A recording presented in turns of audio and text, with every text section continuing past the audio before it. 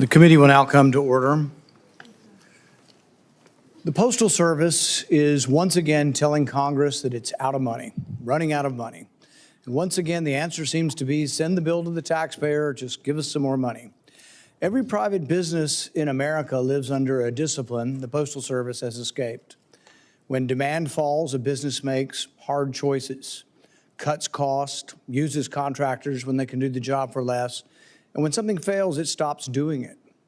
A company that refuses to adjust does not double its line of credit from the Treasury. It goes out of business. The Postal Service plays by different rules. When volume falls, it does not cut headcount, it adds. We've added over 120,000 employees. It's the opposite of what you do. When a private partner can do the work for less, you pull the work in-house. Instead, you've been pulling the work in-house at a higher cost. When a capital project fails, the post office keeps writing checks. And when the bill comes due, the post office hasn't answered. It comes to Congress asking for a higher credit limit and calls it reform. That's the heart of the problem. The post office has been protected from the hard choices that would stop the bleeding. So the bleeding never stops. Look at the record.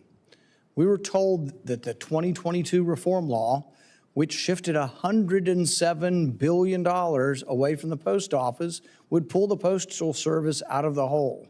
We were told that the Delivering for America plan would modernize the network and restore solvency. We were told this time it would be different. It was not. Since those promises, the Post Office has lost another $26 billion, and it is spending money it does not have on infrastructure it may not need. Since 2007, the Postal Service has lost more than $117 billion, $9 billion in the last year. Before anyone calls those losses uncontrollable, its own numbers say otherwise. It has roughly $18 billion in controllable losses since 2007, $3 billion just last year. This is not a rough patch. That is a broken business model. The Postal Service has already maxed out all $15 billion it can borrow from the Treasury. The Postmaster General warns it could run out of cash as soon as September if it continues to meet all statutory obligations. So the question is not whether the Post Office needs more money. The question is whether Congress will keep rewarding failure without requiring change. This is a business built for a country that no longer exists, and it refuses to adjust to the one that does. First-class mail is down 34% since 2014. Over the same period, the Post Office grew its career workforce by 9%. That makes no sense. Volume down by a third, headcount up. No private business would do that. Labor is about 80% of the Postal Service costs. At UPS, also unionized, it's closer to 60%. So the difference is not the union. The difference is whether management will adjust to reality. And instead of adjusting, it made things worse. Since 2020, even as revenue fell, the Postal Service converted about 285,000 workers into career positions, raising their pay and locking in decades of pension and health obligations it has no plan to fund. When a private company's volume falls, it reduces labor costs. When the Postal Service volume fell, it added employees and made them more expensive. This is not reform. This is the opposite of reform. The new Postmaster General did not make all of these decisions, but he controls whether they continue. The fleet electrification, the multi-billion-dollar network redesign, the capital projects without a clear return. These are not unavoidable costs. They are expensive choices, and Congress deserves to know whether new leadership will continue them. At the very least, the Postmaster General should immediately implement a hiring freeze to get labor costs under control. There are estimates that $1.8 billion could be saved in the first year with a hiring freeze. We've had a year, and I haven't seen any action in this direction. And while it runs up these costs, the Postal Service will still price its core product below what delivery cost. A stamp is 78 cents heading to 82, still among the cheapest in the developing world. With its dominant products priced below cost, it's no wonder the Postal Service can't break even. That is not a business plan, it is a hidden tax. Before Congress considers another dollar of relief or more borrowing authority, the Postal Service should show the committee 5 things: a real plan to bring labor costs under control, proof that private partners will be used where they cost less, a commitment to stop capital spending that shows no return, a willingness to consolidate facilities that no longer make sense, and proof the service mandate can be met without permanent losses. And if it cannot, an honest debate about the mandate itself. Anything less is not reform. It is a slower, more expensive way to fail. And as always, the bill will be sent to the American people. Senator Peters.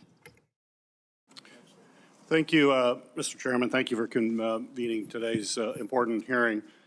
For more than 250 years, the United States Postal Service has helped bind our country together. It's connected families, it supports small businesses, it ensures that Americans nationwide can receive the essential mail and goods, no matter where they live. The Postal Service is the only carrier that delivers to every single address in America. That's a feat that for-profit competitors don't even try to meet. For communities across the country, particularly harder to reach rural communities, the Postal Service and its workers provide an essential public service each and every day.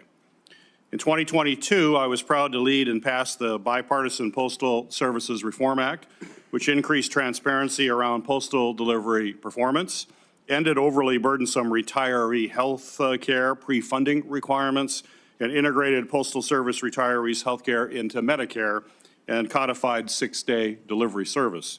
However, it's clear that the Postal Service continues to face significant challenges. The Delivering for America plan has not worked. Costs are up, service is down, and customers are paying the price.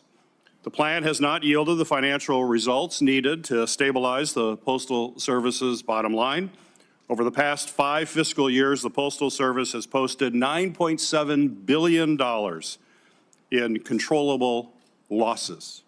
Earlier this year, Postmaster General Steiner testified in the House that the Postal Service could run out of cash as soon as this year. Since then, the Postal Regulatory Commission gave the Postal Service flexibility on how it spends revenue from its additional rate authority, providing the Postal Service with an additional $2.4 billion this year. The Postal Service has also temporarily suspended its normal contributions to the employee retirement plans to preserve cash. While the Postal Service has not provided a formal estimate of exactly when it will exhaust its available funds, it's clear that Congress and the Postal Service must take action to ensure Americans continue receiving mail reliably and affordably for the next 250 years. The Postal Service has shared some proposals with Congress that would help put it on stronger financial footing, including investing its pension funds, revising its calculation for its civil service retirement system obligation, as well as raising the borrowing limit. The Postmaster General is also now asking Congress to consider reviving an appropriation for the Postal Service. These proposals certainly deserve serious review, but any reform must come with real transparency, real accountability, and clear service improvement plans. The Postal Service must also do a better job of ensuring that every employee returns home safely at the end of each day. Last year, Nicholas Acker was tragically killed in an accident at a processing facility in Allen Park, Michigan. That facility was cited by OSHA on its safety standards compliance. And at my urging, the Office of Inspector General has now launched a nationwide facility safety audit. I expect the Postal Service to fully cooperate with the audit and double down on its efforts to protect all of its employees when they're on the job. And finally, we can't discuss the future of the Postal Service without addressing the recently published proposed rule on voting by mail that would enable President Trump to hijack the Postal Service for his own political gain. The Postal Service is a proud tradition dating all the way back to the Civil War of successfully delivering absentee ballots. In 2024, they securely delivered almost 100 million ballots. Last year, the Postal Service reaffirmed that its job is simply to transmit the mail and explicitly said they do not administer elections. The President's March executive order directs the Postal Service to create, quote, new mail-in absentee participation list. which they will use to verify which voters are eligible to receive and cast ballots through the mail. This would give the Postal Service unprecedented authority over American elections and is an unconstitutional subversion of the Postal Service's duty. I'm disappointed that the Postal Service chose to give in to the President's illegal demands by issuing a proposed regulation that risks disenfranchising millions of eligible American voters nationwide. The Board of Governors did not even vote on these approved changes. Under the proposed rules, states must submit each absentee voter to a new national database controlled by the Postal Service and comply with new federal ballot mail-in requirements, or they will be prohibited from using the mail-in voting in their elections. The Postal Service will also conduct undefined ballot verification processes to ensure states meet these new federally imposed standards.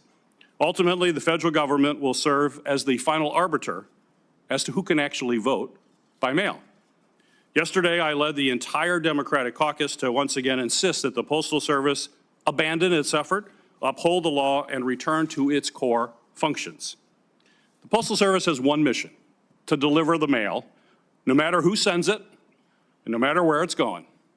Mr. Steiner, I urge you to abandon these efforts and return the Postal Service to its constitutional role of simply delivering the mail, not acting as a partisan tool for the President. And lastly, I would like to reiterate that the Postal Service must be transparent and responsive to this committee so that we can work collaboratively on the many issues that we face.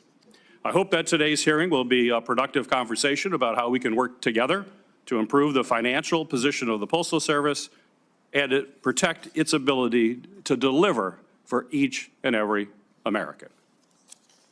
Thank you, Mr. President.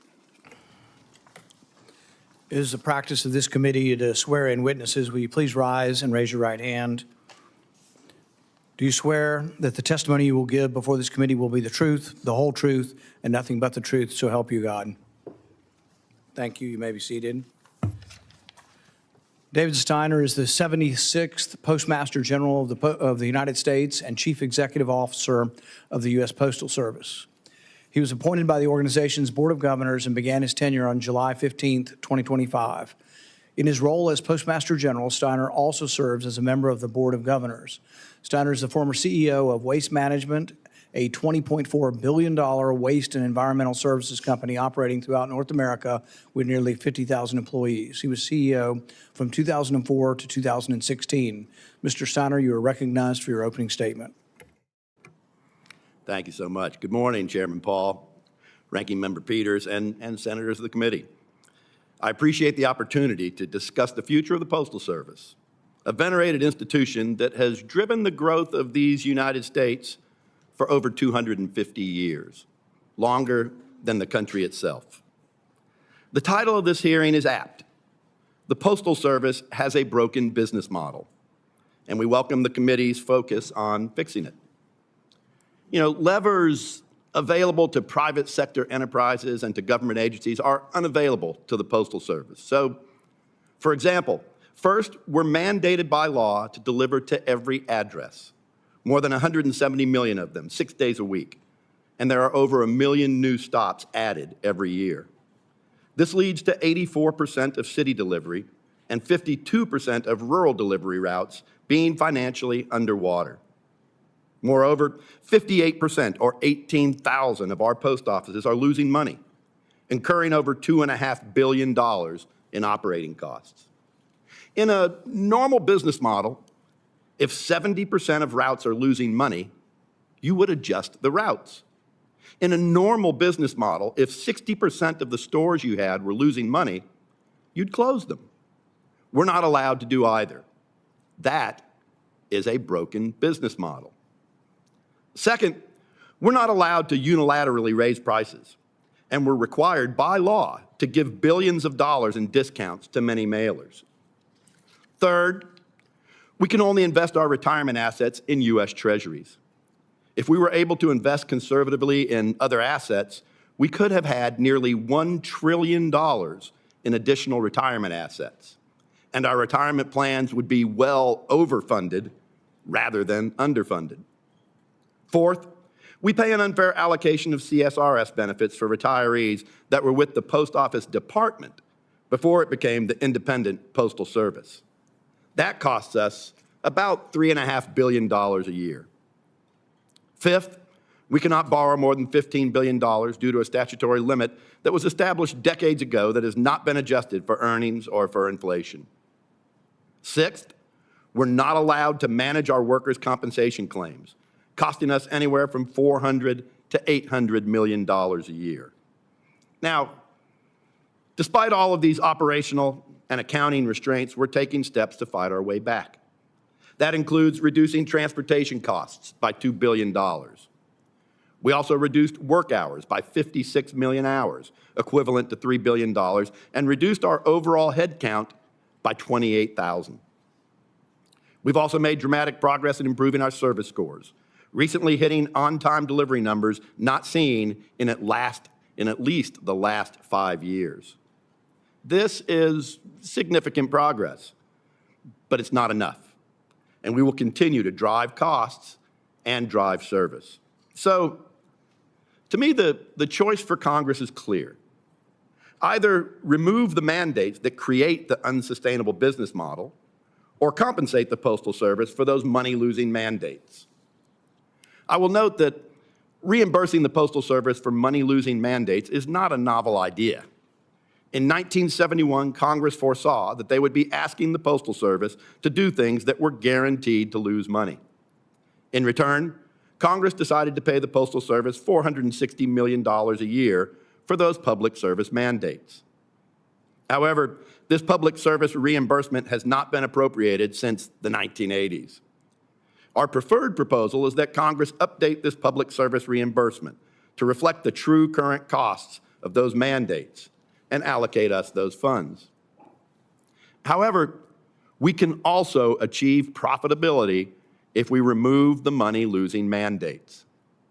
But doing so doesn't just affect the Postal Service, but the entire ecosystem around it. That ecosystem supports $2 trillion in revenue and 8 million jobs. If the Postal Service reduces service and raises prices, that ecosystem suffers. Jobs are lost, and the overall economy suffers. So in closing, I'm here to tell America that we can do anything they desire, but we can't afford to do everything they desire without more help. The Postal Service has been an integral part of the growth of America, subsidizing the growth of steamships, railroads, aviation, and technology. So subsidizing the Post Office has been a spectacular investment for the United States. We believe this economic engine and that investment is worth saving, and we look forward to discussing with you how to best do so. Thank you, Mr. Chairman, and I'll be glad to take some questions. Thank you for your testimony. We'll now proceed to questions. There are things you can control and things you can't control. And the mandates, I frankly would remove the mandates and treat it more like a business. I just remove them completely. Even some compromises, you go from 6 days to 5 days, you save $3 billion. You go to 4 days, you save $3 billion. Another $3 billion. That'd be $6 billion. That's 2/3 of your annual debt just by going to 4 days. You could let people pay. If they want it 6 days, they pay an extra $30 a month or $50 a month to get it. I think what you'd find is in the marketplace, almost nobody would pay. They'd get used to getting it in 4 days. But there are things you control. Hiring freeze. We see estimates as much as $1.8 billion a year and actually cumulative costs going up higher. Why no hiring freeze? We actually did institute a hiring freeze probably about 40 days ago. Put out a memo not only with a hiring freeze, but a spending freeze. How does it work to have the postal rates change? The Postal Regulatory Commission does it.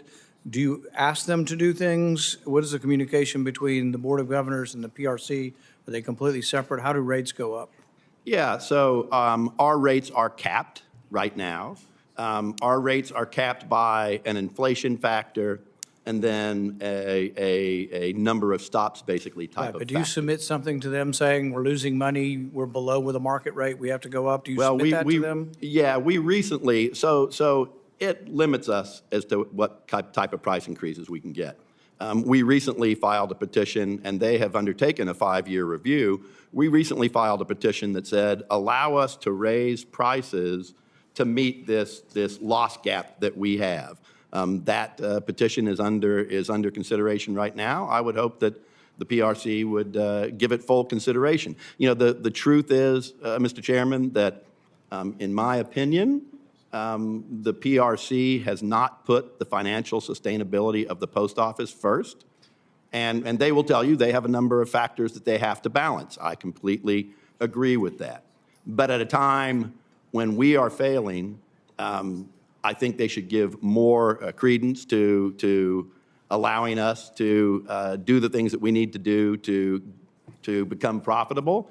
And they have prevented us from doing a number of those things. If some of the numbers were accurate, you're telling us you would have gone a long way towards reducing the $9 billion, saving $2 billion in transportation costs, saving $3 billion in hours. That kind of goes along with hiring freeze. That'd be half of your deficit for the year, but I don't believe next year's deficit is going to be half of 9. Yeah, I mean, you know, look, anyone that, you know, I've been associated with a number of businesses, ran a very large one for a long period of time. And the problem that you've got in any business is that you've got inflation in your wage base, you have inflation in your supplier base, you have a lot of different inflation. So what you try to do is to get enough productivity to offset that inflation in your cost base. Right. This year, we will offset all but 0.2% of our cost increases. But the problem is, in order to make money, any business person, go to any business school, they will tell you, get productivity to offset your inflation in your cost base, and then price and volume can drop straight to the bottom line. You become profitable. So currently, I just want to be clear, there is a hiring freeze at the post office. There is.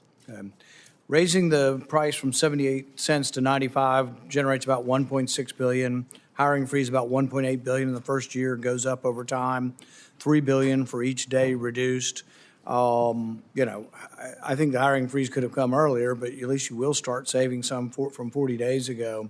There are some people reporting that this really isn't a full hiring freeze. So I would like details on exactly what a hiring freeze means to you to make sure it means the same thing to us.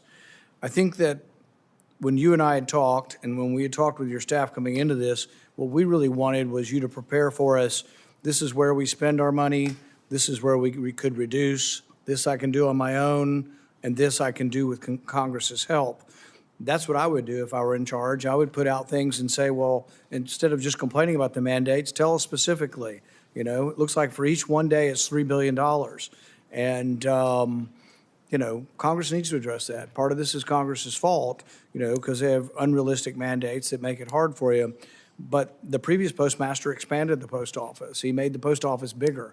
The only thing you really can control is you can outsource, not insource. We have known that since the beginning of time. It's not rocket science. Contractors cost less than the government employees.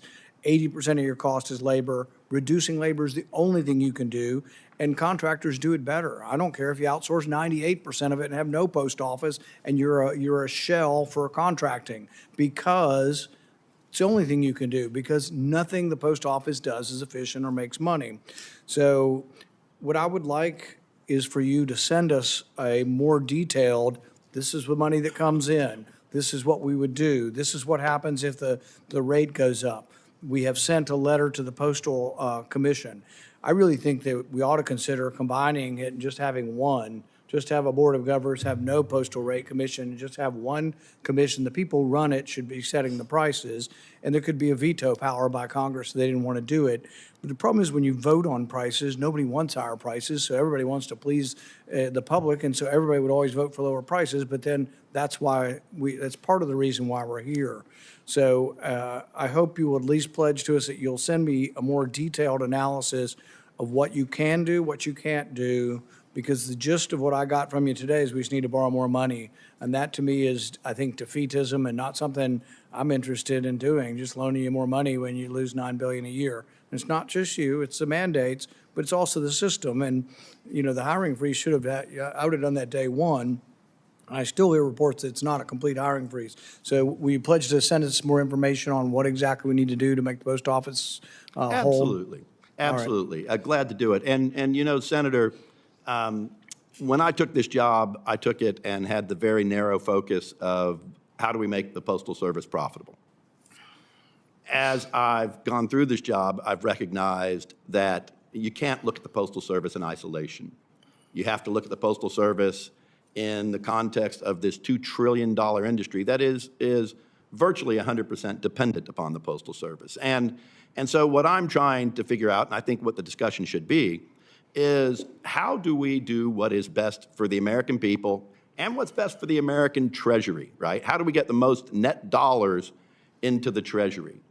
And I wouldn't have told you this even 3 months ago, but I would tell you that today, I think it's worth discussing whether having us act as an economic engine, a development company, if you will, of this $2 trillion industry that surrounds us, if that wouldn't generate more net dollars, generate more net jobs, generate more net service for the American public than reducing days of service and reducing numbers of post offices. Now, again, Well, you know, I think that I'll do it either way. We can do it either way. You know, but I think that's the discussion we need to have. You could argue that the Egyptians building the pyramids created trillions of dollars in jobs. You know, I think it's a false argument because the money could be spent somewhere else. So we could build pyramids, we can build the post office bigger and call it, oh, for every dollar we create another dollar. But what you're ignoring is for every dollar you put into government, that dollar would have been spent much more effectively in the private marketplace. Senator Peters. Postmaster General Steiner, the Postal Service's proposed vote-by-mail rule, published on June 2nd at the direction of the President, as I mentioned in my opening comments, I believe should concern every American.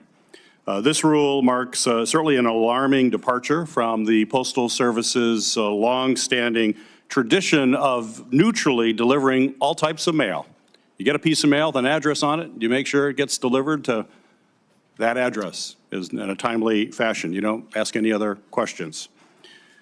What this basically rule will do is going to turn the Postal Service, however, into a ballot verification agency that's would control basically a master database of every American absentee voter. It would also give the Postal Service new power to determine whose ballots get delivered. I think the Constitution is clear. Elections are to be administered by the states, not the federal government. We have a tradition of our local communities and states administering these elections. And once again, not the federal government. So my question for you is, under what legal authority can the Postal Service regulate who and how people can vote by mail? Yeah, you know, as you know, our regulations are proposed regulations, not final regulations. You know, as to the authority, I used to be a lawyer, but I was a business lawyer, not a constitutional lawyer. And so I would have to defer that to the courts to understand the authority. Well, I think it's clear that there's nowhere in the Constitution, there's no federal law that the Postal Service is authorized to create these types of voter databases, ballot verification systems, or mandatory standards. It just simply doesn't exist. It's hard to interpret a law when it doesn't even exist there, which is what we have.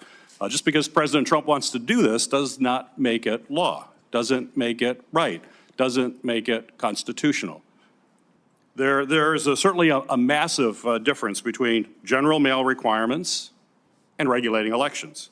Routine changes to the postal network can have a small impact on election mail, but this effort is a power grab to swap constitutionally mandated state control for what the president wants.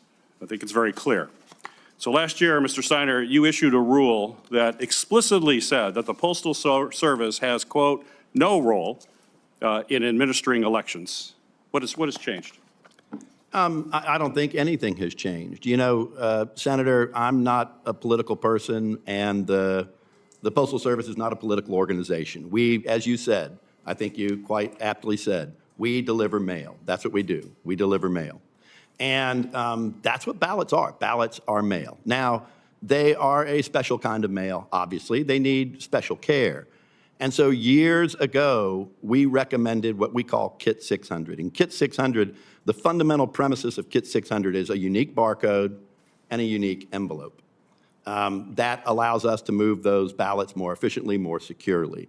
That is what our proposed rules suggest, is that we have unique barcode, unique envelope. And that is not something that is new.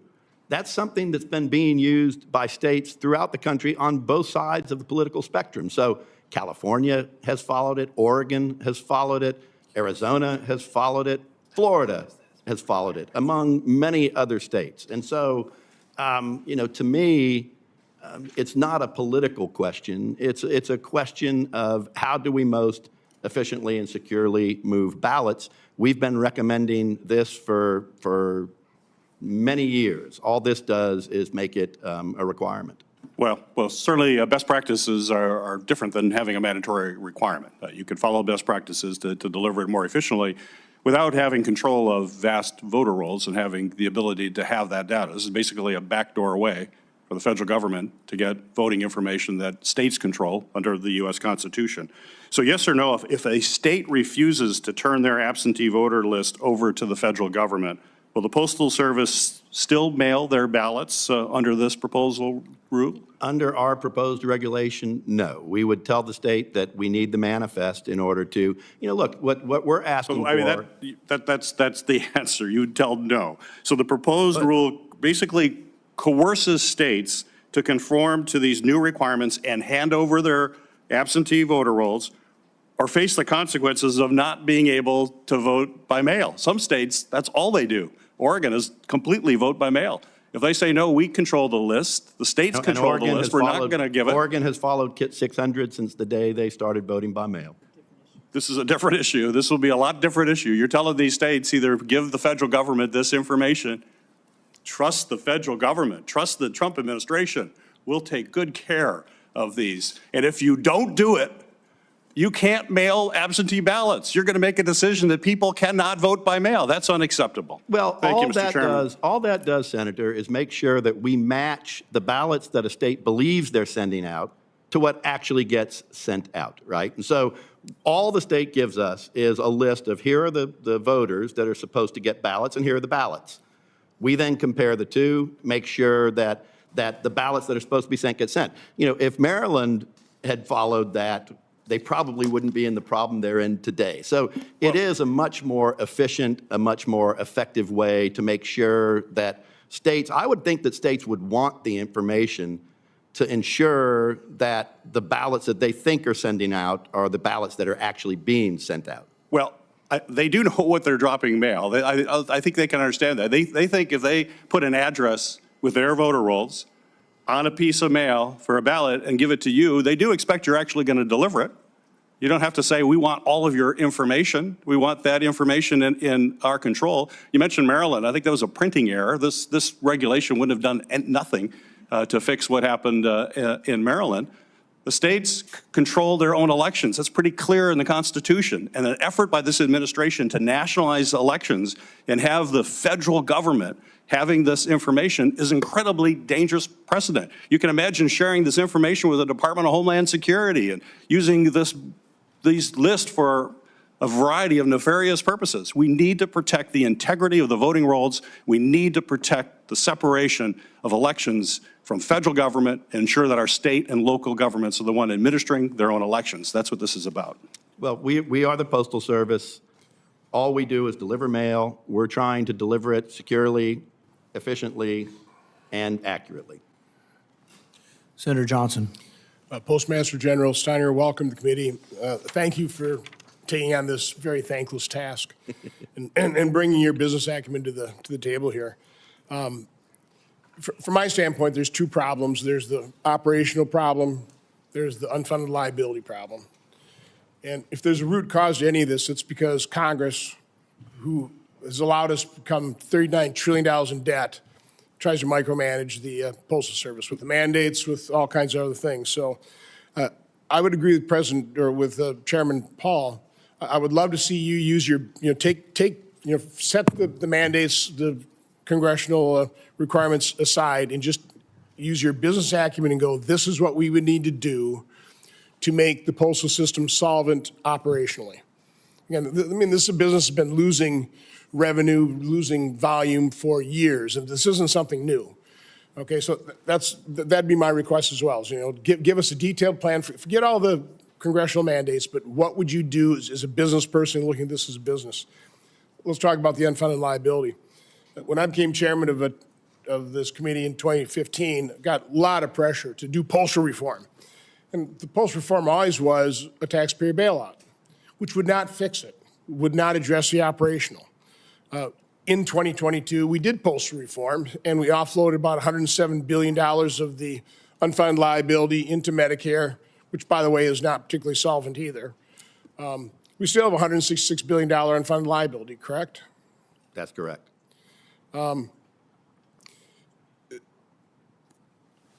How many years does somebody have to work in the Postal Service before they can retire on full retirement pay? I don't plan to be here that long, so I never asked that question. I'm not. Do you not know? I do not know. Okay, I think it's pretty short. Do you know what it was in your business? Pardon? Do you know what it was in waste management? In waste management, we didn't have a retirement plan. We had 401ks. Okay. Well, anyway, it'd be interesting to have that information. What is the Postal Service? What is, average in private sector? Because I think one of the problems is. I do believe, Senator, I believe, and I may misspeak, but I believe you start vesting at 5 years. I'm not sure when you fully vest. But I'd like to know that because that's key information in terms, and then you compare it against the private sector. I have to bring this up. I know the House passed a bill with 74 additional zip codes. We get requests, city wants their own zip code. You respond to this committee. I think the cost of setting that up would be $800 million and then $90 million a year when you're hemorrhaging billions of dollars a year. Can you just describe for the committee the problem in these, I'll call them vanity zip codes? Sure. And first off, I do believe that we have some alternate type of solutions that we can do other than doing their own dedicated zip code. And so would love to have our staff speak with your staff or with any of the other members of the Senate or Congress that are looking at their own individualized zip code. I think we can come up with some other solutions. The problem, it's interesting because, being the newbie here, you would think new zip code, pretty simple, right? The problem is every single digit in that zip code means something. And so if you change a digit, what do you have to do? You have to put a receiving facility there to receive that mail, right? And then as you go through our process, remember 110 billion pieces every year, call it 300 and some odd million pieces every single day. Our machines are set up by zip code so that boxes get transported to zip codes. You start adding zip codes, what do you have to do? You have to start adding more bays and more boxes, not in one plant, but in every plant throughout the United States. That's why, that $800 billion of capital that it would cost to do it sounds like a crazy number. It's not a crazy number because you have to make that change everywhere throughout the system. And so what we're trying to do is to come up with ways where we can do it without a zip code.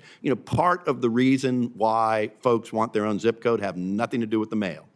It's because it might give them different insurance rates, right? Let's address the underlying problem rather than adding another $800 billion of cost to the Was that 800 billion or million? I'm sorry, 800 million. Million, that's what I thought. So just to underscore, we did a postal reform bill in 2022, $107 billion offload the American taxpayer. It didn't even come close to solving the problem. I think we need to really focus on that. Again, that's what I resisted during my chairmanship. Now I'm not going to do it until you fix the problem. $107 billion, didn't even touch the problem. Yeah, and I think that is a perfect example of how we got where we are, right? The problems that were fixed there were what I call the accounting problems, right? Welfare, retirement, different things like that. They weren't the operational problems that plague the post office, right? The mandates that I talked about in my opening remarks. And so that bill took care of a lot of the accounting issues, again, not all of them. At the expense of the American taxpayer. But it exacerbated the operational problem. How did it do that? It required 6-day-a-week delivery. And so instead of, what I'm here to say is let's have the discussion on how we holistically look at fixing both the accounting issues and fix the operational issues, because the operational issues have not been addressed in the prior reform acts. Thank you. Senator Hassan. Well, thank you, Mr. Chair and Ranking Member Peters, for this hearing, and welcome, and it's good to see you, Mr. Steiner. As you already discussed with Senator Peters, the Postal Service recently proposed a rule that would allow it to unilaterally block ballots from being sent to certain voters before they ever have the chance to cast a vote. This un-American plan will inevitably result in some law-abiding U.S. citizens not being able to receive the ballots they're entitled to and reduce citizen participation in our democracy. And in my state of New Hampshire, where people vote absentee only if they are physically unable to be at the polls on Election Day, and often don't know that that will be the case until kind of the 11th hour, it means that some eligible voters will be unable to vote in my state. The plan is also blatantly illegal. The Constitution is clear that states are responsible for elections, not the Postal Service. So I'll join with other colleagues in urging you to immediately withdraw this rule. But even setting aside the merits of the rule and your own views about whether it is legal, I want to ask a more basic question about the rule of law. If a court tells you to withdraw your rule or to not enforce it, will you follow that court order? Obviously, we follow court orders. Good. Okay, moving on. On-time delivery for first-class mail in the New Hampshire region has fallen by more than 10 percentage points over the last 8 years and is now more than 5 percentage points below the Postal Service's own target of 87%. That means nearly 1 in 5 letters are failing to arrive on time. Prior efforts, including cuts to overtime and moving some mail processing out of New Hampshire, likely have contributed to those delays. As Congress considers options to address the Postal Service's financial deficit, those options will depend on your commitments to meet certain service levels. And I think you laid that out today pretty well. What specific commitments can you make to maintaining on-time delivery in rural areas, and how can this committee hold you to them? Yeah, I mean, we don't want to maintain on-time delivery. We want to improve on-time delivery because it really is. To me, that is the calling card of the Postal Service, right? That is the price of admission that we have. If we can't effectively and efficiently serve our customers, then I completely agree with you. You shouldn't give us any help. And so, as I've looked at it, a big part of what we've got going on is the fact that we don't have end-to-end visibility. And that is sort of what I've called the moonshot at the Postal Service now, is how do we get end-to-end visibility? Because what happens, I won't go into a lot of detail, but what happens is when that box that's going to New Hampshire gets delivered, and then it's supposed to go first in, first out, and then another 100 boxes get delivered. It gets buried somewhere and lost. So just because my time is limited, sure. What commitments can you make to maintaining or improving on-time delivery in rural areas? And again, what do you need from this committee? And if you can be brief, and we can follow up after the committee if necessary. Yes, yeah, no, look, I would love to have, there are so many different categories of first-class mail. I'd love to have that. Let's make sure, we should be delivering at least as well as our competition delivers packages. So we're talking sort of 95%. Right, and look, rural America depends on the post office for a whole lot of things. That last mile of delivery is critically important. We're talking about people's medications. We're talking about payments for small businesses and supplies. So this is really important to us. So let me just move on to one other issue, and I want to follow up on the, on that last line of questioning with you and get some details and get some commitments. But during your House testimony on March 17th, you committed to giving Congress 5-year financial projections on cost-cutting measures. In a subsequent letter, the committee asked you to respond by this Friday. Getting timely analysis is critical for Congress to act on your requests and understand the impacts of possible reforms on the services provided to our constituents. Will you meet Friday's deadline? Yes, I think we can meet Friday's deadline. Okay. To be honest with you, I've spent the last couple of days studying for this, so I haven't had a chance to look at that. But we'll get you something by Well, Friday. so have you read the analysis? I mean, it was due Friday, and if you think you're going to meet the deadline. Yes, and so what we've put together is basically, here's what our trend line is, and then here are the things that can move that trend line up or down: price, volume, productivity, and so what we can get you is here's the trend, here's how we think we can bend that trend positively or negatively. So let me. I think that's exactly what you'd like to see. Yeah. What cost-cutting measures have you identified as part of the analysis, and what impact would they have on the projected date that you'll run out of cash? Yeah, I mean, when you look at what we're doing from a cost-cutting point of view, it really, for us, is all about the effective and efficient movement of the mail. And so you've got to look at the various Right, categories. but what So- specific measures have you identified, and what does that do in terms of the long-time projection from when you're running out of Right, coverage? so let's walk through, if you want, we can walk through the entire sort of mail system. So you've got the carriers, right? The carriers that deliver mail, that pick up mail. We look all the time at how do we make those routes more efficient. Then you go to the processing plants. We're looking at how do we make that more efficient. Obviously, you have to have investments in technology. And then that mail gets transported. We're looking at how do you take out transportation costs.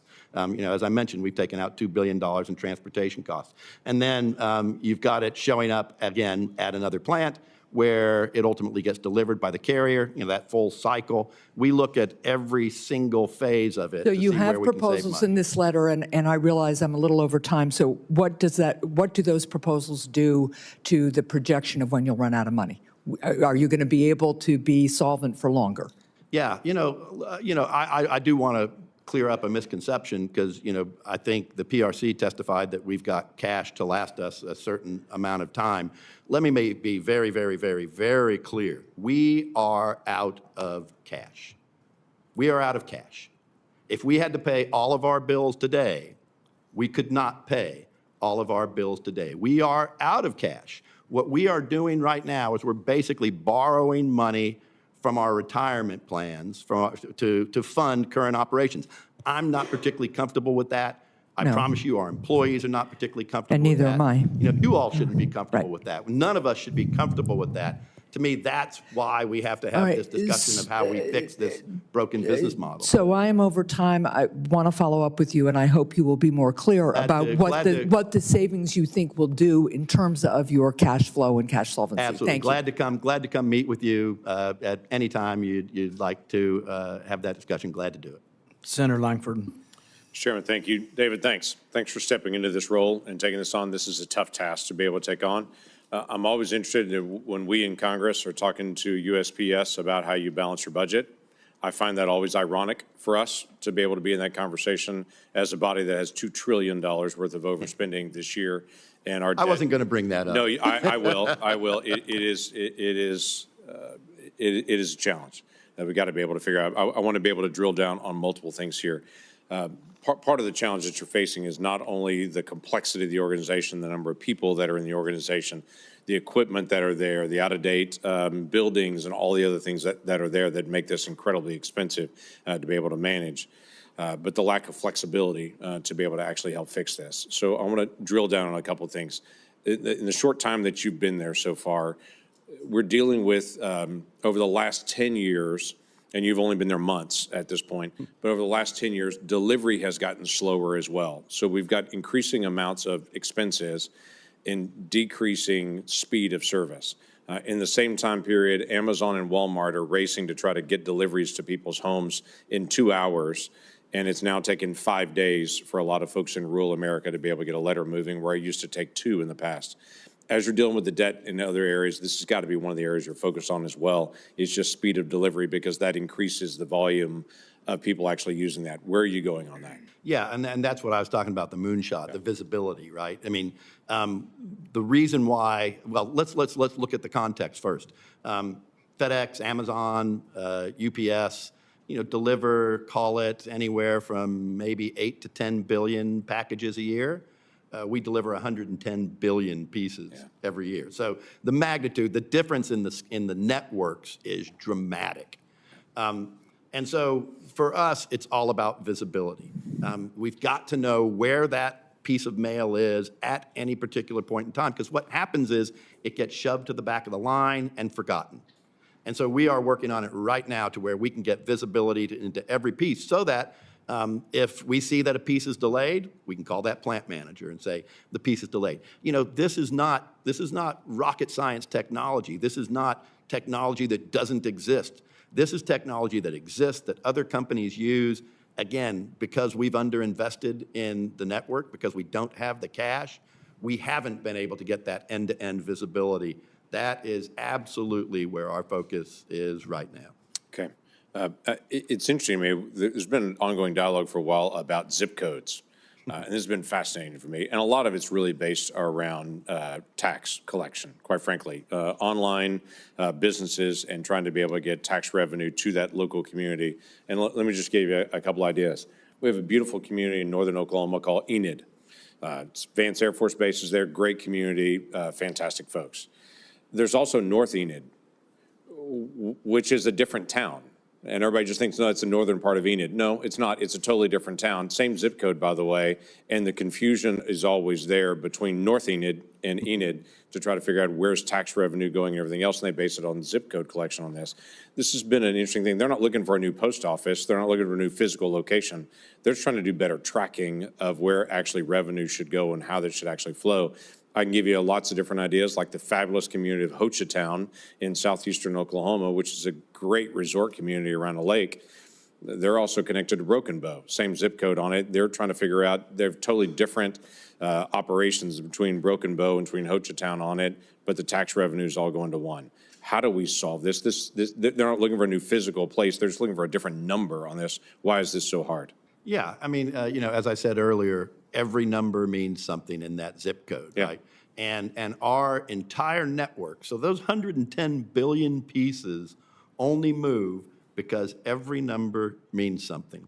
And every time you add a new zip code, what do you have to do? You have to add something to the network, right? That's why, when I first heard that it would cost $800 million to fix all these zip codes, I thought, well, that's crazy.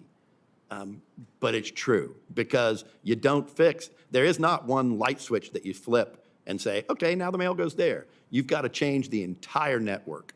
And that takes a lot of capital. Is that a technology issue, just from out-of-date technology? Because just about every other system, you change some numbers on it and it reroutes. No, it's not technology. It's physical assets, right? And so for example, we'll have a sorter that's lined up and it would have call 24 bays in it, right? You add zip codes, you got to add a 25th bay, a 26th bay, a 27th bay, because those boxes are going to that specific zip code. And you don't have to add that in one plant, you have to add that in every plant. And so it's the multiplying effect of the capital that's required. We are, and I would love to have our staff sit with your staff, and again, with any members of Congress, let's figure out a way, because the underlying problem is insurance rates, taxes. It's not delivery of mail. The underlying problem is not our problem. Would love to have us all get together and say, how can we fix this and change it without having to massively change our system? Yeah, I look forward to that conversation on it. We've had some good dialogue before about the electric vehicles that were purchased by previous administration with no chargers and some of the waste that was done there that should have been actually going towards actually improving the quality of delivery on this rather than towards some other random goal that wasn't met. So thanks again for your work. Thank you. Senator Kim. Thank you, Chairman. Thank you for coming before us here. I wanted to just start by asking you about the census. This is something that's so vitally important to our country, explicitly stated within the Constitution as a function of our government here. The Census Bureau is currently testing the use of postal workers to conduct the census. Is that correct? That is correct, yes. Is that something you approved? It is, yes, absolutely. And so I guess I wanted to ask you, because this was looked into, this was examined during the first Trump administration. What was the outcome of that pilot during the first Trump administration? I'm not familiar with any pilot that was done in the first administration. I obviously wasn't here, so I'd hate to speak to that. What I can tell you is that we are in the middle of the pilots right now. There's two, they're small pilots, but in one, we actually have, we tell our mail carriers, you can become an enumerator. So you have your current job, you can also be an enumerator. And in the other pilot, we're using our carriers to get follow-up information from addresses. They're both actually going fairly well. Look, the discussions, the only discussions I've ever had about this is how do we do it more efficiently and less costly for the American public.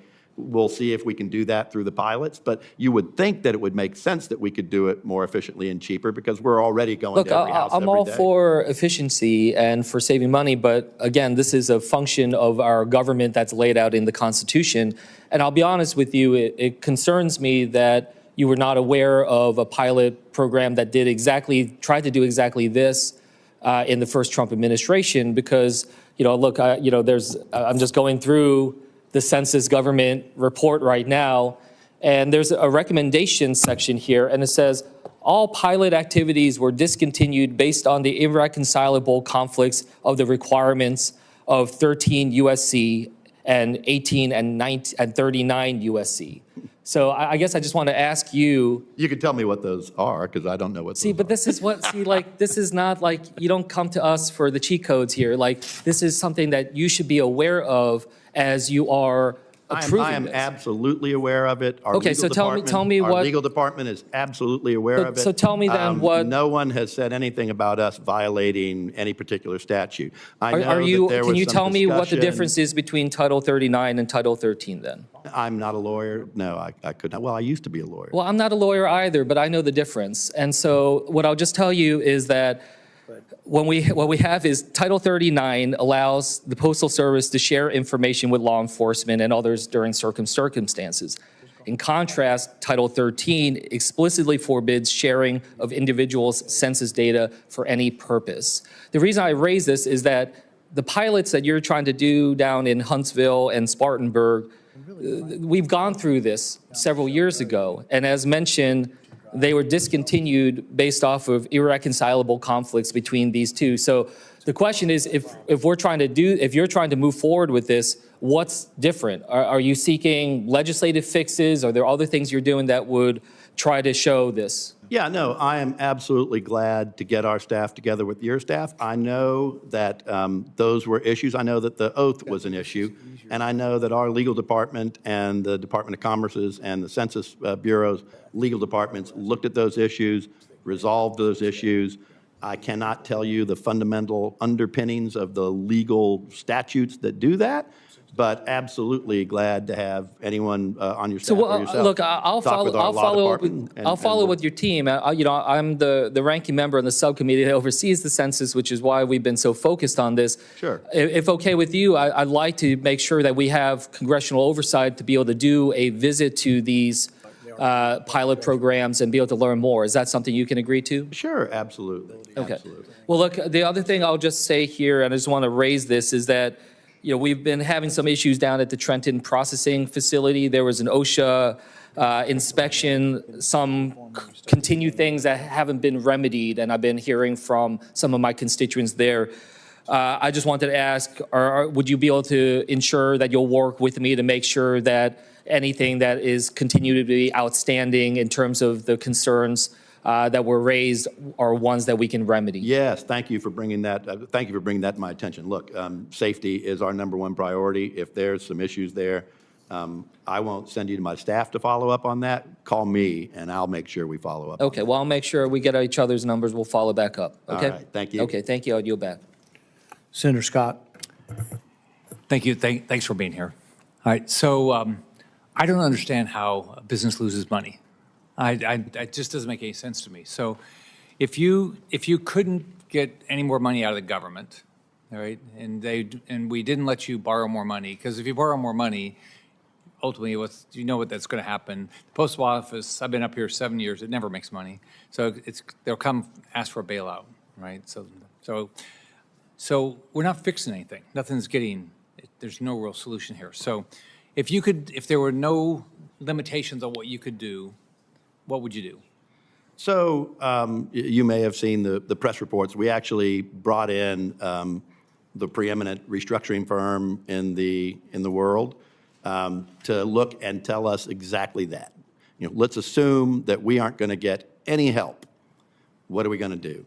They're in the process of putting that report together. I would tell you that there is absolutely no doubt that would lead to a streamed down postal service. It would lead to delays in service. I mean, as the chairman very appropriately pointed out, 80% of our costs are labor costs. There's only one way you can become profitable here, and that's address the labor costs. And so we would have to go in and look at how we can change days of service, reduce the level of services, and we would have to shut down a massive number of post offices. So, all right, so let's take, I looked on the report I've got that if you look at the number of pieces on marketing mail versus the revenue, it's dramatically less per piece than first class. So why is that? First off, I'm sure we all love all the marketing mail we get because I have to get an extra recycling bin for it. My old business, we loved that, by the way. Please recycle that's that. probably good for you. It's funny. You just recycle it, people don't look at it. But, it is the antiquated pricing structure that is imposed upon us by the PRC. And so, to the chairman's who's point. the PRC? Why do the we? Postal Regulatory Commission. But why do what? So who's that? They were set up when the Postal Service was split so that they could oversee this quote-unquote monopoly. Now, in 1971, arguably we were a monopoly. There is zero chance that we are a monopoly at this point in time. And so I completely agree with the chairman. It seems to me that we have a regulatory body that is regulating in a past era. So why wouldn't they want you to make money? Well, they've got what I've understood from them, and I won't profess to speak for them. They say they have to balance a number of things. But marketing mail. Right. So here's the balance that they did last. They told us we can only raise prices once a year. And they acknowledged that that could be $700 million to the Postal Service. That could cost us $700 million. In their opinion, they said, but that doesn't make a big dent in their total loss. So we're going to do it.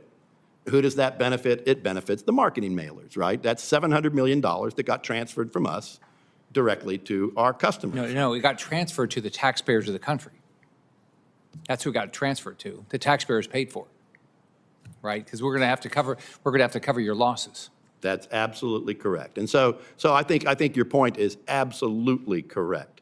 A normal business takes price and volume and finds the best mix. Why are they in existence? Why do you need them? Because we don't need them, but they are in existence, ostensibly, again, I won't speak for them, but ostensibly because we are a monopoly and they have to regulate the monopoly. How many marketing contracts have you lost to FedEx and UPS? For marketing mail? Oh, no, marketing mail, we are the only ones that deliver marketing mail. We do have a monopoly on the mailbox. But you can't charge whatever price. No. And you have to charge less than first class. Absolutely. So a letter I want to send to my grandkid, costs me more than the marketing stuff I don't want to read. Absolutely. And Senator, you would not believe how arcane and complicated those pricing rules are because there's so many different classes and so many different discounts. You definitely need an advanced degree to understand them, and I don't. Okay. And you acknowledge if you go borrow money, ultimately all you're saying is if we go borrow money, you're going to come back later and ask for the taxpayer to pay for it, right? Well, no, I truly believe, and this is, in defense of the mailing industry, I truly believe that if we become an economic engine rather than just thinking of us in terms of delivery, and we help grow that industry. It is a $2 trillion industry. And actually, the marketing that they do is very effective. We can make it more effective if we can manage the price and the volume. They should pay for it. If they're going to make money off of it, they should pay for it. And I would hope they do pay for it through paying taxes. And look, I completely agree on the price piece too. We have to match price and volume that's best for us. But I truly do believe that this $2 trillion ecosystem, we have a choice to either shrink it or grow it. It's been shrinking for the last 15 years. If it continues to shrink, net dollars into the Treasury get reduced. I think it's a discussion worth having. And look, you all get to make those policy decisions. I'll do it either way. But I do think it's a discussion worth having. All right, thank you. So, Rick, I think you've hit on this. If you combine the PRC with the Board of Governors, make it one entity, they can make their prices what they need. If you go from 78 cents to 95 cents, that's 1.6 billion. If you go from 6 days to 4 days, that's 6 billion. You've almost wiped out your entire debt by going to 4 days and by allowing the price to go up. Just 2 changes would do it. You could even allow people still to keep 6 days if they wanted to pay for it. But, you'll find that there's not going to be a lot of votes to allow that to happen. And so we prevent them from letting it happen. Hiring freeze also saves $1.5 billion. There's all kinds of things that can be done that immediately could wipe out your $9 billion, but you probably would have to go to less days of delivery would be the thing. The price helps, but that's $1.6 billion of $9 billion, or $9.5 billion. So. We've looked a little bit at that, too. Senator Slotkin. Thank you. Thank you for being here. I think you've heard in a bipartisan way the importance of the Postal Service, particularly to rural Americans. It's a lifeline. And I just, hearing you talk about how there's going to need to be reductions in service because you don't have the cash. When most Americans have just watched us launch a war that we think is going to cost at least $80 billion.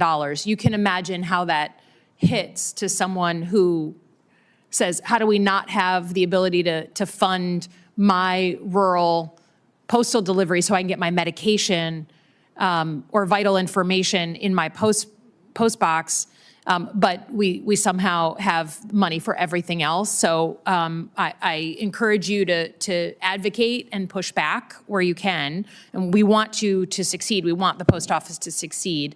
But I want to follow up on some of the lines of questioning that we had on this side of the aisle, particularly from Senator Peters, on the role of the U.S. Post Office in our elections. Because I can't think of something that's more important than our democracy and making sure we have free and fair elections. But the U.S. Postal Service is now part of this bigger story of this president desperate to federalize our elections. He has tried every which way to say that if he and his party don't win in these November elections, they were rigged. He said it in the State of the Union. And now we have this new rule that you've put out saying that states have to turn over their voting rolls, and you, the U.S. Postal Service, will decide, okay, who's approved to send their ballot through the mail. It's just another backdoor way of trying to influence this election. And to show the level of obsession that this president has, he's literally left the leader, Mr. Thune, Senator Thune, on the stage right now and canceled the signing of a housing bill like 8 minutes ago until we pass the SAVE Act, this obsession he has, which will disenfranchise a huge number of voters. So he's obsessed with this, and he's pulled in the U.S. Postal Service. Have you ever voted by mail? I have not. Do you believe that a piece of mail that's put in a mailbox should be sent no matter what? Do you believe that is your obligation?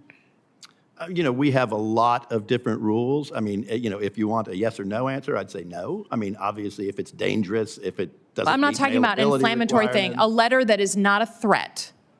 Just a piece of mail that is not a weapon, it's not a threat. It's a ballot.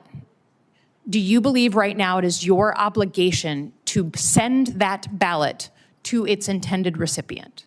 Yeah, we send every piece of mail that we send in accordance with our regulations and the mail manual. But the state of Michigan's about to start mail-in voting, end of June for our primary.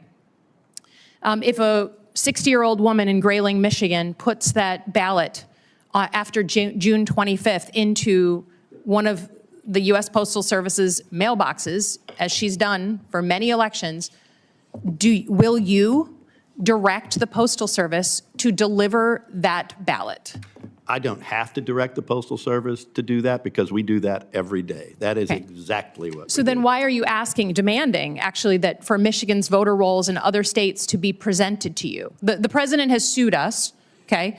We're in court right now. He sued us and a bunch of other states for our voting rolls. So he's obsessed with this. The Constitution gives the right to states to execute elections. So you are a pawn in this. unfortunately. I don't think you're a bad person from what I know of you. You run a big company, but you are part of a much bigger story that's playing out literally on a stage right now. And so if you don't get Michigan's voter rolls for the general election in November, will you move those ballots in your mailboxes? Remember, right now, we only have a proposed rule, so there are no new rules. But have you proposed it? We will move those. You've proposed it. We did. Okay, so we will move those ballots in accordance with whatever rule is in effect at that point in time. So, but you proposed it. It's your rule, right? We did, yes. Okay, so you want it to pass. Yes, I mean, as I said before, this is not something that's new. This is something that we've been recommending for many, many, many years. And again, it's a process that is followed by a lot of states already. States like California and Oregon, states like Florida. I think you're conflating, I think, some of the things. I have no problem with a barcode being put on a piece of mail and following it like that. But I just think it's important to understand, especially since you are a lawyer, not this kind of lawyer, but you are a lawyer, that you are being used as part of a much bigger story that this president is trying to play out, where he does not believe elections that he loses are valid elections. He's willing to do just about anything to show that he's actually a big winner, no matter what he does. And I just ask you, as a professional, as someone who's done serious things in your life, please push back on being a pawn in this authoritarian playbook. The Postal Service is one of the most important institutions in our country. Don't taint it with the obsession of this one man. Please push back. Yield back. Senator Ernst.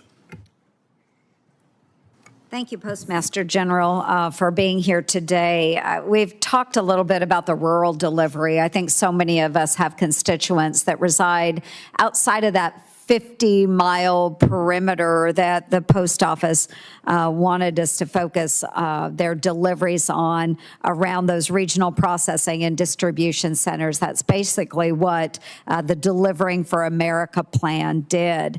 And unfortunately, it's left a lot of our rural Americans behind because, again, they live outside of those 50-mile circles around these distribution centers. And in early 2025, I think the PRC, the Postal Regulatory Commission, seemed to agree with the problem, and it recommended that the Postal Service reconsider its plan, the DFA plan, because so many of those rural communities will experience disproportionate downgrading of service standards, and we have seen that. So, Postmaster General, what is the Postal Service doing under your leadership now to make sure that we're protecting the delivery to all of our rural constituents? Yeah, and you know, it's a great question, and it's not just rural constituents, it's all constituents, right? We have not been as good as we should be in delivering to all of America. And as I look at it, and again, I've been here 10 months, I would say that I've been here not a long period of time, but long enough to be able to see the core issue, right? And the core issue is that we built this vast network. The network we built is Logistics 101, right? It is hub and spoke, which has been every single logistics company in the history of the world since 1955 when Delta Airlines invented it. Every logistics company uses it. So the system that we've put in place makes total sense. The problem is we didn't learn how to operate that system as we were building it, right? And so what you've seen over the last 18 months is really some pretty dramatic increases in our service rates because we're actually starting to understand how to manage the network effectively. You'll continue to see that. You'll continue to see improvements in service. But I will tell you what irritates me more than anything is what we call the tail of the mail, right? I don't think that constituents care if they get their mail in 2 days or 3 days or 3 days or 4 days. What they care about is when they get that wedding invitation after the wedding. Right. You know, they get a bill and it's already overdue. Yeah. And that is a different animal. That is not a network issue. That's a visibility of the piece issue.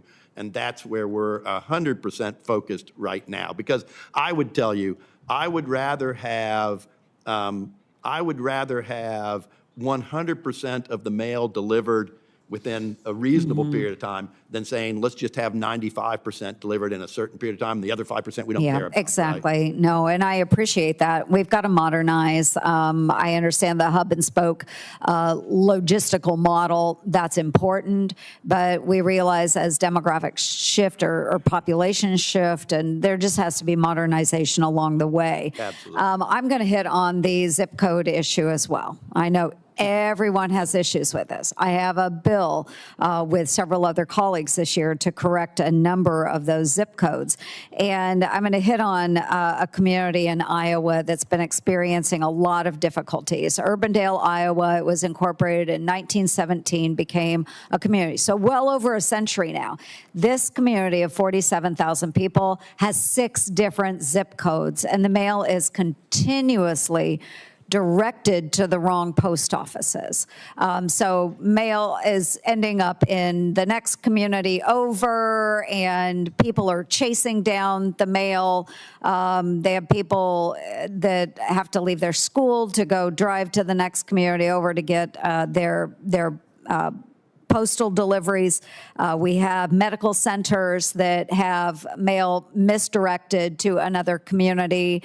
So it has been a big issue, and the city has routinely been ignored, and they have exhausted all of their appeals now. So it has been a really big issue. And the post office continually comes back and says, oh, no, it's about tax collection or whatever. Okay. A lot of excuses out there, but I'm sorry, this is one community with 6 different postal codes. It's 47,000 people. It's got to be addressed. We shouldn't have to pass this legislation to address this situation, but we're going to have to, because we feel we've been ignored and put off for way too long. So I'm just raising that issue in front of you today so you understand this is a great frustration with, I think in this bill we have, I don't know how many communities, maybe 75 communities we're going to try and address. And then I also want to address what Senator Scott brought up, talking about the marketing mail. I actually do have a bill that would address this and help you out considerably. So it's a bill addressing political junk mail, because I'm sorry, Republicans and Democrats alike, we're sending out a lot of flyers at a discounted price, and we should disallow that, okay? Political committees, you name it, our own committees, we should have to pay the full price to send out the political junk mail. And, you know, I enjoy it. I'm in this world. But you know what? When I get those political flyers in the mail at home, I also am using the recycling bin. Okay, so again, my bill would require the Postal Service to send mail from those qualified political committees at a regular rate. So we see 2.3 billion pieces of political mail every single year, and that would certainly contribute to your revenue stream if we got rid of that discounted rate. It is the amazing thing that I say about this organization is that it's the law of large numbers, right? 2.3 billion times a small amount, a big amount. It is a huge amount. Yeah, I mean, it's really the amazing thing about this organization. When you think of 110 billion pieces, it doesn't take a lot to create a lot of revenue. Exactly. I am well over my time. Thank you for indulging. Senator Thank Gallego. you. Thank you. Thank you, Mr. Chair. Mr. Steiner, in San Luis, Arizona, the Postal Service does not provide home or mail delivery. That means that residents are forced to retrieve mail from a P.O. box in the local post office. 40 years ago, San Luis was 2,000 people. It is now 35,000 people. It's on the border of the Arizona-Mexico border. As a result, San Luis's sole post office is heavily congested and running out of space and capacity. And also because of backups at the border, when people are crossing the border in the morning or in the evening trying to go back, especially our day laborers, that whole street basically becomes a wall. It's nearly impossible for our residents in San Luis to either go east or west along that. So I've heard this multiple times. And it's affecting people who can have multiple jobs. Our disabled veterans are having tough times getting to pick up their checks, and it's caused a lot of heartache. We've been asking the post office for, almost generations now to ask this. Do you think that the post office can find the time, the money, and the focus to actually add more home delivery in this booming town of 35,000? Yeah, I mean, look, to me, that is the fundamental question of why we're here today, right? You know, I said it before, to the chairman's point. How do you reduce costs, right? A long time ago, remember, 170 million points of delivery every year, growing by 1 million every year. At the same time that volumes of mail are decreasing by 5 to 8% compounded. That is a recipe for disaster. The math does not work there. Except the math is not evenly distributed.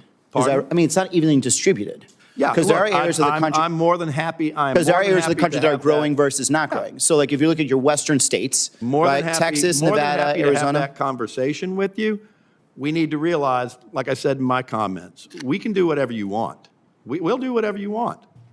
Who's going to pay for it, right? And those are the decisions that we have to make every day. Absolutely glad to personally take a look at the situation that you're talking about individually. I'd actually invite you to come down.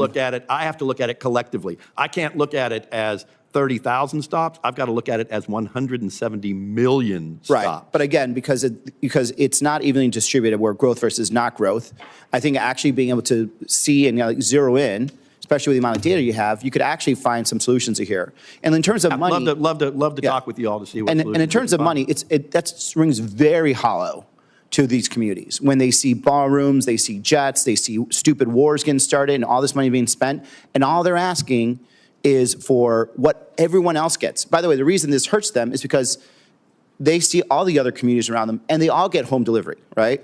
And they all get home delivery of things that they need now. And now, especially what we're seeing, like the increase in home deliveries of prescription drugs, for example, we're literally affecting people's health. People are missing the opportunity to get their timely prescriptions.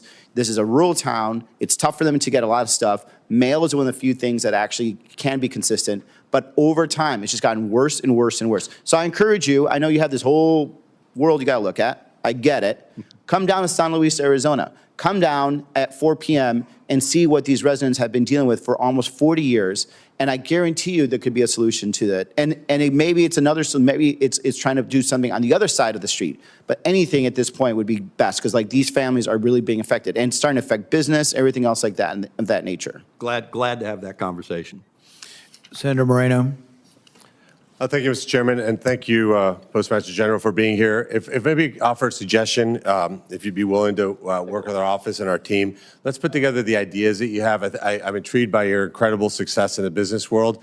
Let's put together these ideas. How do we put the package of reforms together and move the ball forward and finally get something done, right? Because, you know, one of the things about politics that's different than business is that there's a lot of people who love to talk here, but very seldom actually like to take action. I would like to work with you to get actually some meaningful things done. Well, thank you. Now, when I came in, it was interesting. I had my team put together this very fancy binder. It was about post office reform.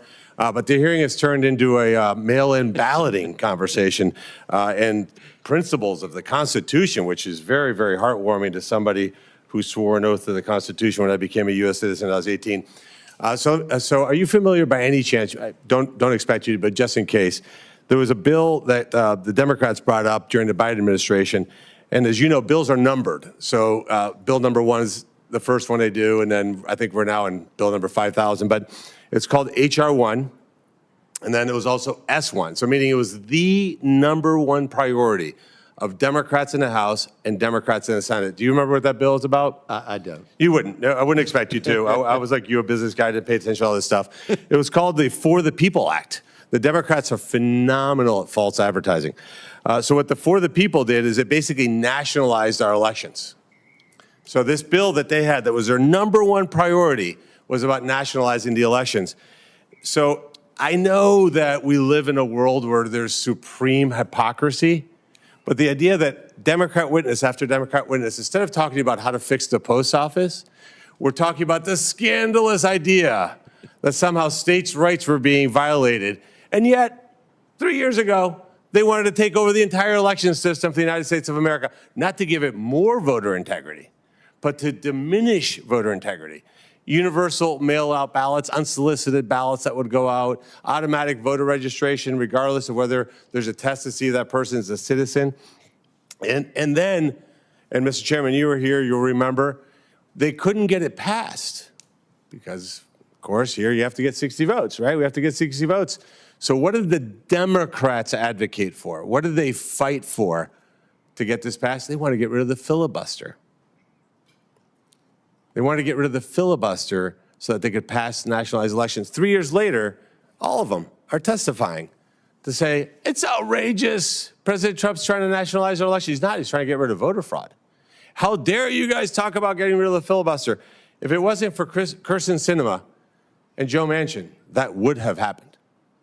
They would have made D.C. and Puerto Rico a state. They would have packed our Supreme Court. But now, all of a sudden, they dug up from their bottom desk drawer the United States Constitution, and they're appalled as they're here talking to you. It's a total disgrace. But so let me get back. Should we get back to post office stuff now? Absolutely. Oh, that's a good idea. Let's talk about the post office.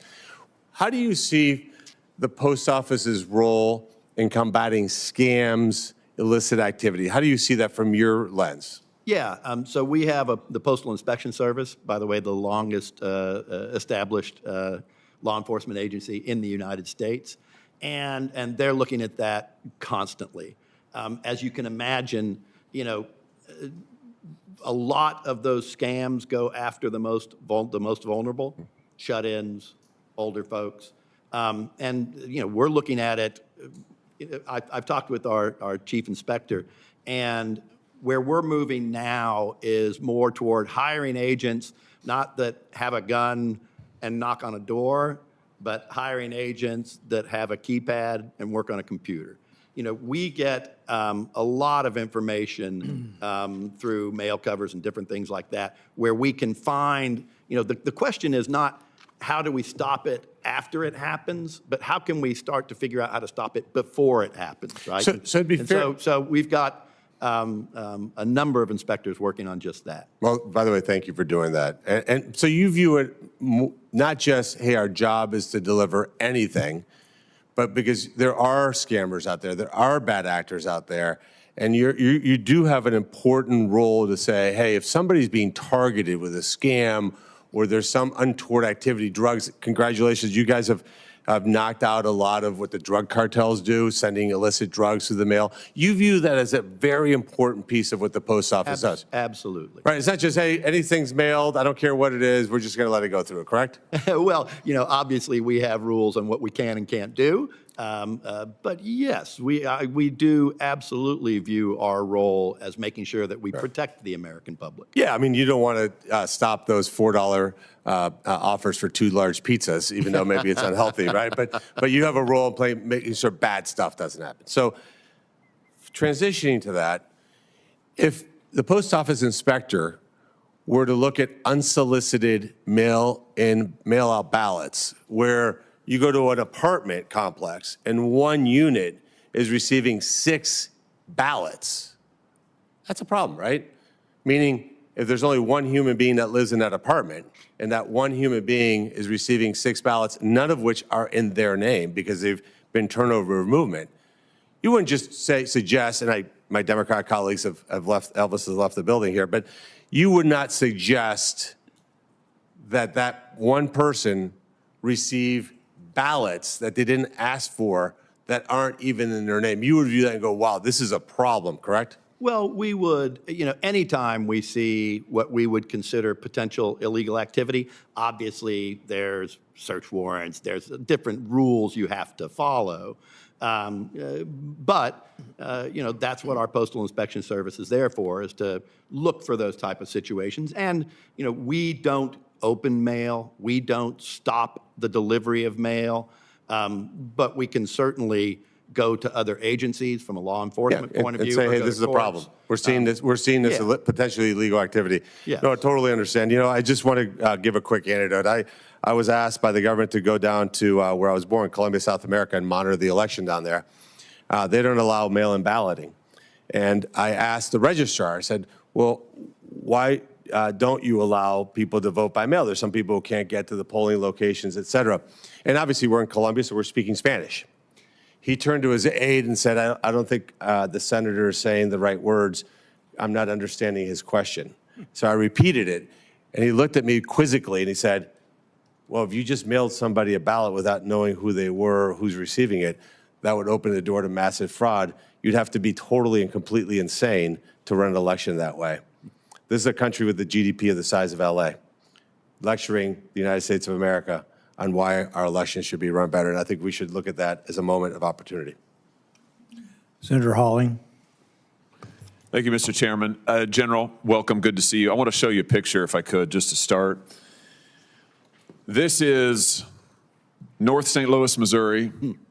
This is April 29th of this year. This is right around North Taylor Avenue. This is a pile of mail. Thousands of pieces of mail. Tax documents, prescription drugs, bills, utility communications from companies, thousands and thousands of documents. As you might imagine, the residents of St. Louis, when this was discovered on April 29th, were absolutely outraged, not least because the mail has been slow and not delivered and missing targets for years now.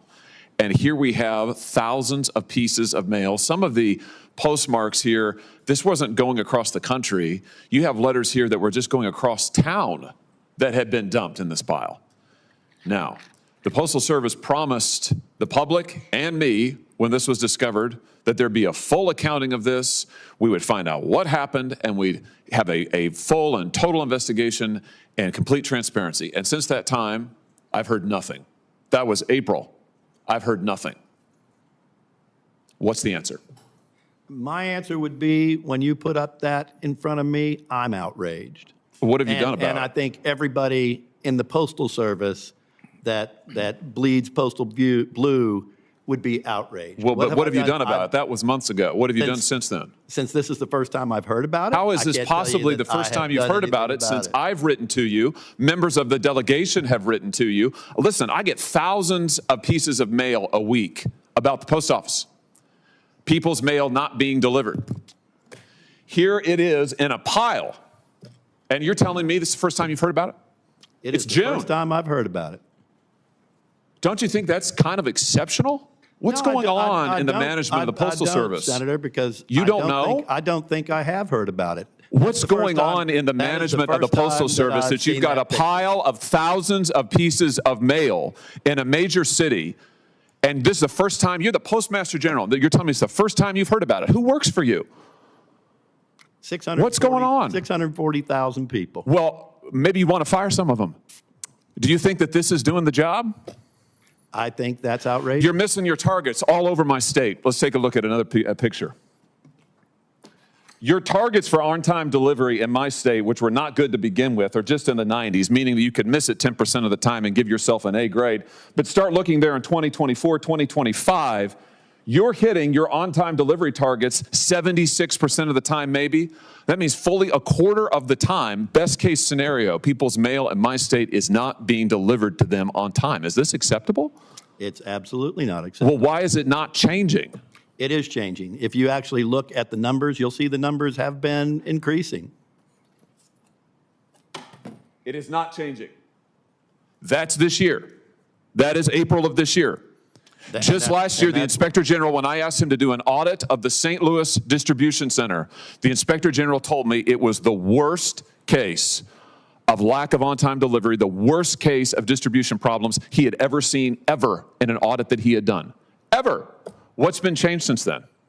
If you look at the service scores, I would commend you to go online. We publish our service scores weekly. No, I don't want to go online. I want you to come here with answers because you're the Postmaster General of the United States. I don't want to have you come here and be told you don't know what's going on in my home state. When I have written to you, when I have called you, when my residents have called you and asked you, when they're paying their taxes and they're paying these Postal Service marks and increases, I don't want to be told, go online. I want answers. And the other thing I want to know is, why are you getting bonuses and members of your staff getting bonuses for this kind of performance? Let's take a look. Just look at the numbers. The Postmaster Generals of this country in the last 10 years have gotten bonuses over $2 million. You got a bonus last year, $305,781. Why? Why are you getting bonuses when my constituents can't get the mail. Senator, I don't control bonuses. Our Board of Governors Will you pledge not to take them? bonuses. Pardon me? Will you pledge not to take them? Will you pledge to reward our people? Oh, no. Don't turn it around. You are in charge of the Postal Service, and we have given you everything you've asked for. Just 3 years ago, this Congress allotted tens of billions of dollars to the Postal Service. I'm glad you think it's funny, Postmaster General. You think that this situation is funny. Let the record reflect the Postmaster General is laughing as he gets asked why he's taking bonuses while there's piles of undelivered mail in my state. It's a disgrace. It is an absolute disgrace. Let the record reflect that I was laughing when you said we've been given everything we've asked for. You have been given an opportunity to deliver the mail, and you're here laughing about it. You are here telling me you don't know, you're unprepared, and let the record reflect you won't pledge not to take bonuses. So you're going to keep on taking them? Is that what you're telling me? Yes or no? Will you refuse bonuses so long as the mail goes undelivered? Any piece of mail? Yes or no? Will you refuse bonuses until the mail gets delivered? Yes or no? What mail? Oh, this is extraordinary. In other words, No, it you is don't know. extraordinary. I You agree want it's the money. extraordinary. Unbelievable. I agree it's Unbelievable. Unbelievable. I am absolutely astounded at this today, General. As am I. Well, you should be. And frankly, if things don't get better, you ought to resign because you're not doing the job. You're leaving your good postal workers out there. You're hanging them out to dry. They don't make near what you do. They're working their butts off. They're getting blamed, and you're getting the bonus.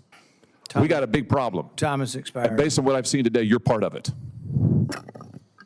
I have a follow-up question on this. The piles of mail that were depicted in the picture, I guess, near St. Louis, can you look at that mail and find out the day it was supposed to be delivered and who the delivery person was on that Yes, day? absolutely. Absolutely. So, And I would expect, you know, I do not know every detail of every piece of mail Well, that no, we have, but I would and- expect that there has been but my action taken follow-up with question respect to that. is I think the senator and the committee deserves to know. So I would think within a week, you should be able to get back to us with a report, because it would take me about 30 minutes to look at that mail and the address and the timestamp and to say Joe Smith was delivering the mail that day and Joe Smith dumped it. And really, Joe Smith should be indicted by now, because I'm guessing that's felony to. I would totally agree with you. Yeah, so, but will you get back to us within a week Yes, with absolutely. some kind of That's update not- on that? I think, Senator, I think we can get back to you within an hour. My guess is that our folks know exactly what's going on there. All right. And if it doesn't involve an indictment, we're going to want to know why and why someone, if that person still works for the post office, that's a problem. I would like to know that too, if that's the case. But see what you can do on that. Absolutely. You mentioned that you've hired a preeminent restructuring firm, and they've completed a report for you? Or it's Pardon not? me? You said you had hired a preeminent restructuring firm to look at the post office. Has that report been given to you? No, they're in the process of putting that together. When will that be completed? I'm not absolutely sure, but I'm certain that there's a lot of findings in draft form. But I'm not, I haven't asked them when the And final will report is. that report be sent to us? I'm glad to do it. I would send it to the committee. You can start with the chair and the ranking member, and then others who want it as well. Because that's exactly what we need, is someone, somebody who restructures a business. That's what you do if you're at Waste Management and losing money, but you would react. And I really think ultimately it's part of the answer, but I think it's also, when we have these hearings, there still is too much of, oh, well, Congress hasn't let me do all these things, so I can't. There is truth to that, and Congress should. But there's also truth to the fact that the hiring freeze can save $3 billion a year. You say it's in place. Let's make sure. And we'd like the information to know that it is I understand if the vice president of the post office resigned, you replace them. But most all of the other jobs through attrition. We also should have a concerted strategy. The only way to save money, the government is not efficient. They're not bad people, but you don't have a profit motive and you have too many restrictions. So you will never, or not you, but the post office will never be efficient. They will never be good at anything. The only way to make them more efficient is to outsource to companies that have to make a profit. And so you have to look at this and you have to aggressively do it. You have to aggressively do the opposite of what DeJoy was doing. And so you have to aggressively do the things you're allowed to do. So hiring freeze and outsourcing are the two simple things you can do. Anything you can stop that he put in place that isn't already going, you are, I don't think there's the hope that you're going to, somehow outcompete Amazon or UPS or something. And so you really shouldn't be trying to get more into their business.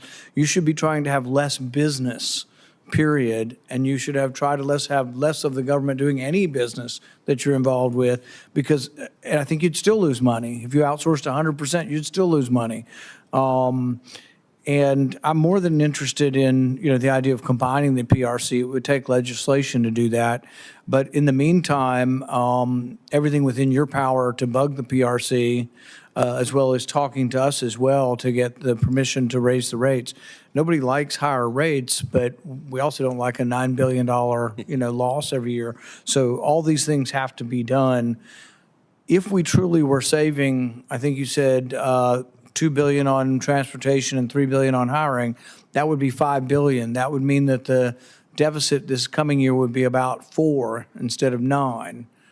And then remember, if we are allowed to invest our FERS assets just in a very conservative manner, and if the CSRS allocation gets done the way it should be done, that everybody agrees it should be done, that eliminates about 60% of the loss right there.